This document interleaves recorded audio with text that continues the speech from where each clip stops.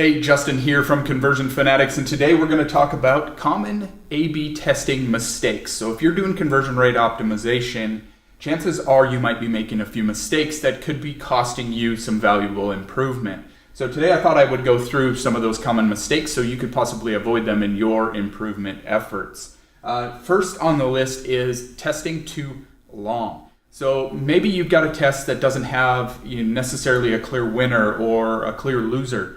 And maybe the results are fluctuating a percentage point or two one way or another, or maybe it's dead even, and you're just really not sure what's going on. You're having trouble reaching statistical significance. Maybe it's showing 0% or it's hovering around 20 or 30%, and you think you just need to let it run longer and longer and longer in hopes that it's going to magically get a better improvement.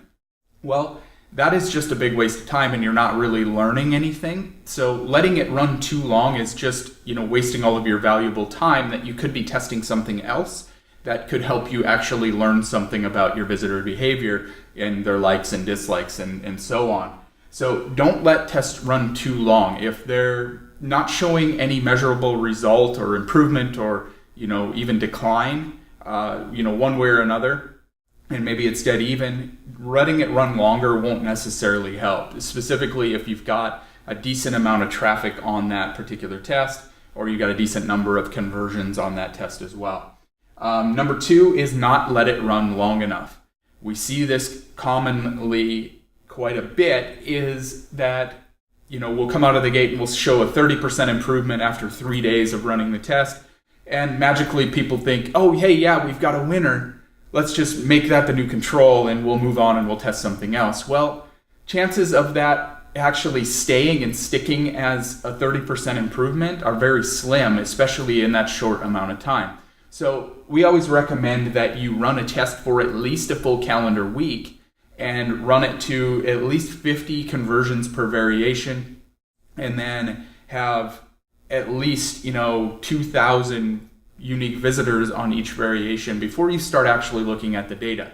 So let it run for at least a full calendar week. Sometimes tests might take 2 to 3 weeks, and then always try to run them out to statistical significance, because what will happen is if you might show a winner early on, but as it settles down, sometimes you might even end up with a decline in conversions. So you never want to actually push that before you actually get a statistically confident type of test. Number three, and this is actually a big one, I'm all for testing random or testing incremental elements, but what people will often do is they just focus on all of those small incremental improvements instead of leveraging that information to build up to bigger changes or bigger strategy changes. They test all of these minor changes. They're constantly testing simple things like button colors. They're testing simple things like headlines.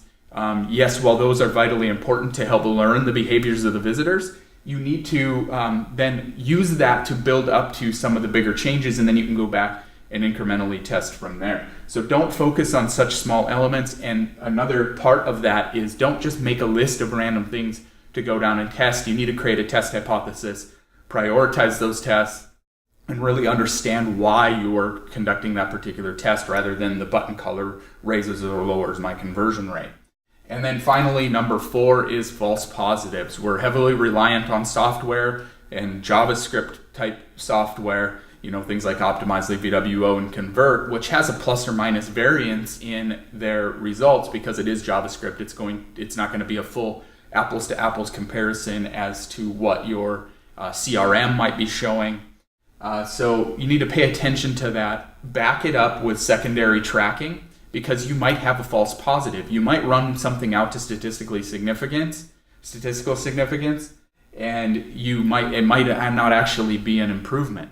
So you need to have secondary tracking to make sure that you have everything in place. And what we do is we actually set up custom dimensions within Google Analytics. So we pass all of those variables over to Google Analytics to get a second set of eyes on things.